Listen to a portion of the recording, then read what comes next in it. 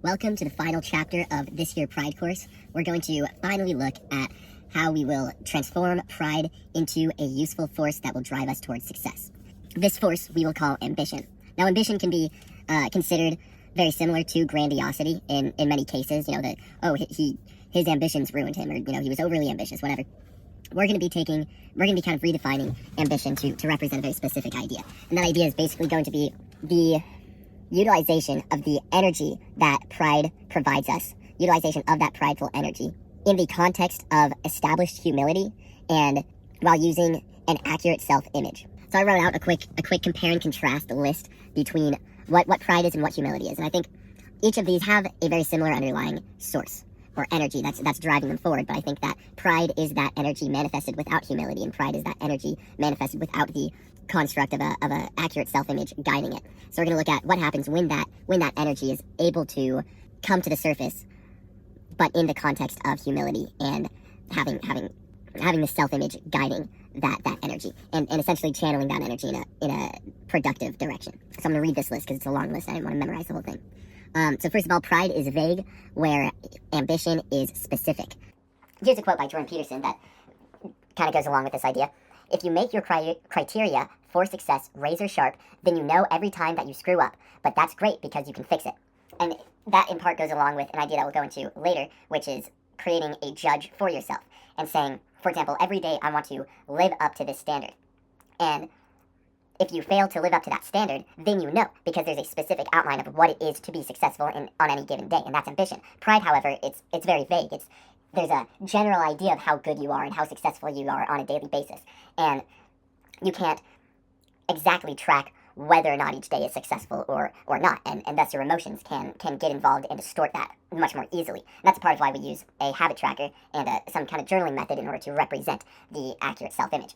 But creating a specific idea of success kind of goes along with that process and with that attempt to figure out what you're doing wrong and what you could do better. Pride thinks of things in terms of later very often, especially in terms of goal setting, whereas ambition takes that energy and it applies it now.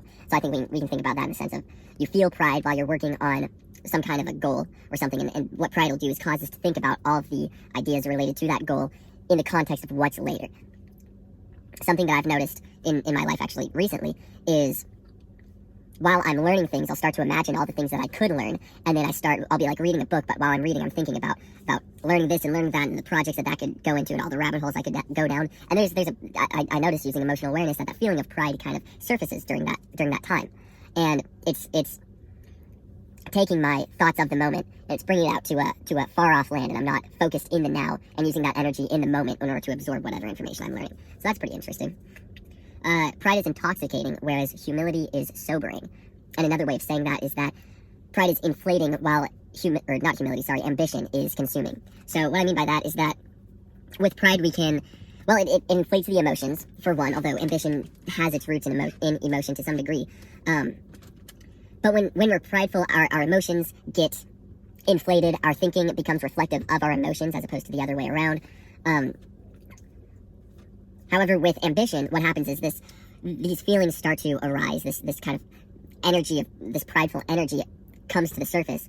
But with ambition, we're able to take that energy, and by channeling it into something that's specific and into something that's existing in the present, then we start using that energy and we start directing it. And that's what it means to channel that energy, is we're using that to give us the energy and the motivation to act in the moment, instead of energy and motivation to inflate our thinking and inflate our emotions, and then to kind of cause this rising and then falling action. We instead harness that energy, and in doing that, the energy it's like filling up your car's gas tank with gasoline. It's like you're draining that gasoline and you're putting it to use. So when I say consuming, it's like you have this energy and it's like you're consuming it by utilizing it.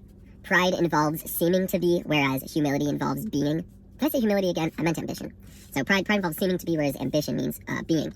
And so, of course, you can think of that in terms of vanity, of course, or even grandiosity, wanting to be something so great. And it, as a part of wanting to be so great, pride makes us seem as though we're so great. It makes us perceive ourselves as so great. So we care less for whether or not we actually are whatever it is that we want to be. We care more for being able to convince ourselves that we are whatever we want to be. And then in vanity, it's a similar thing. We care more about convincing others that we are something instead of being that thing in and of itself. And the reason humility is important in making this shift is that, well, we recognize the value of experience, for example, and we recognize that seeming to be intelligent isn't as valuable as actually being intelligent in terms of the experience itself. There's much more fulfilling pleasure to be gained from being intelligent, because you start to understand how things work, and that's enjoyable, and you're able to do projects and work towards goals and all that kind of stuff. Pride is replenished with thoughts, whereas ambition is replenished with action. I think that's a really key difference. So in our pride, we have these emotions that are prideful, and then we start to think thoughts that evoke that emotion of pride. And the same goes for when we examine our actions. If we're prideful, or if we're seeking pride, or if pride is operating within us, we'll tend to think about things that we do in a way that allows pride to exist within us, or that pleasure principle in thinking to be pleasurably prideful. With ambition, we don't rely on our perceptions of what we're doing or how we're acting to drive us forward. Instead, ambition replenishes, or we gain more ambition through action itself. So not by perceiving the week as having been productive, but by waking up and just being productive and just doing. And in reflecting on our past, we aren't trying to stimulate ambition in the process of reflection, whereas with pride, when we reflect, we're trying to stimulate pride. We're trying to evoke those emotions. But with ambition, it doesn't care for what was, it only cares for what is. It's a part of bringing that relationship with time more to the present. And while you're in action, that drive forward arises naturally. Pride is emotional, whereas ambition is rational. That's, I think, a pretty obvious one. Pride tends to be aimless, whereas ambition tends to be directed. So part of that vague versus specific could also be seen as aimless versus directed or purposeful. Prideful goals can encompass, a wide range of ideas with no real specific way of getting to them. It looks more at the accomplishment, the completion, the completed version, and all that, without looking at the realistic steps to getting there. It kind of tends to think, things will just work out somehow along the way. It doesn't look at the specific moving components, or maybe not moving, but the specific factors involved in any idea, whereas ambition takes all of the complexity into account and looks at something from many angles. Pride tends to only include the details that are useful for evoking emotions.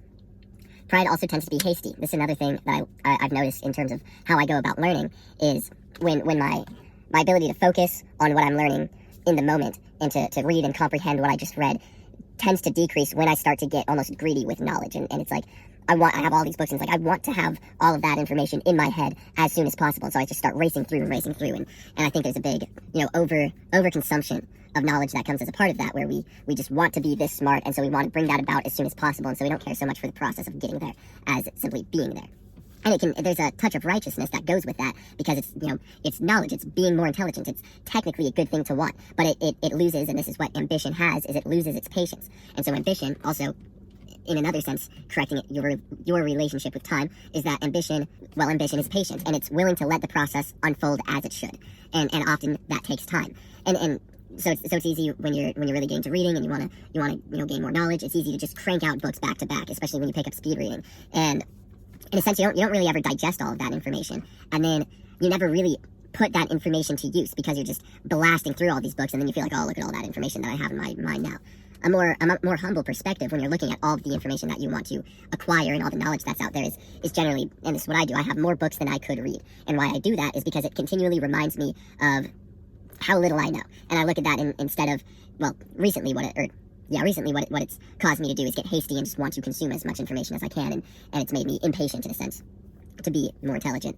But instead, what you can do is look at that as a reminder to how little you know, and a reminder that there's no way to obtain all of that knowledge in one lifetime. And since there is no obtaining it all, then you might as well enjoy the process. And as ambition is, it's just, drive yourself towards learning out of, curiosity's sake, and for whatever other necessities you may have for some set of knowledge. Drive yourself forward in your learning for those reasons, and be patient, and allow that knowledge to seep in, and allow yourself to take it slower than pride may make you think you should. Ambition has a greater concern for what's true and useful than for what sounds appealing and for what you could convince yourself of. And so in the process of discerning what's just appealing to the psyche, and what it is that you want to think versus what is true and what's actually going to be useful to living a fulfilling life and being a good impact on other people, requires a lot of uncomfortable, scary ideas, accepting and considering a lot of scary ideas. And ambition incorporates the ability to go about considering those ideas, because it regards truth as more important than the unpleasant emotions that go along with addressing scary ideas. Finally, a stoic idea known as contemplating the sage, can be really useful, and I think is a very ambitious thing to engage in, and I think continually renews ambition. I think many people are very afraid to do this, and it requires a real sense of humility in order to do this, and also in order to be okay with this and not let it make you like self-conscious or like insecure. Contemplating the sage is essentially creating a hypothetical judge who is always a more ideal version of yourself that you can never necessarily live up to. And throughout your life, you want to continually move this ideal self slightly in front, slightly out of your reach. So you're always kind of being dragged forward by it. And you need to have a bit of an accurate self-image in order to be aware of what your limits are. And not just so that you don't set that ideal so far out of your limits that you can't reach it. That is one reason. But also so that you don't set that ideal within your limits so that it's too easy to pursue it. And that can do two things. One is it can make you lazy because there's not as much as you need to do. And the second is that you can actually be able to live up to that ideal and then not be able to stretch or push yourself in any way. And then as a result of that, you'll become prideful and arrogant. You'll think that the ideal self, that you've become the ideal self. So you want to create this ideal that you're able to live up to, and sometimes this can be some kind of embodiment. So Christianity, for example, uses Jesus as like the embodiment of the ideal, and it's like you're never going to necessarily live up to that. But there's a constant judge judging all the things that you do. And you can always compare yourself to that judge and to how that judge would act. If you create maybe a less metaphysical ideal, but an ideal image representative of yourself, you can make it so that in any pursuit or any period of time, there's an ideal that you have to live up to. And so that's slightly outside of your limits. And you judge each day based on how close to that ideal you got. And then at the end of any pursuit or any, what we can call like any era, you can reassess what that ideal should be and if you should move it back maybe, or if you should move it forward a bit and stretch yourself a bit more during the next era. And we'll look more at that in a few minutes.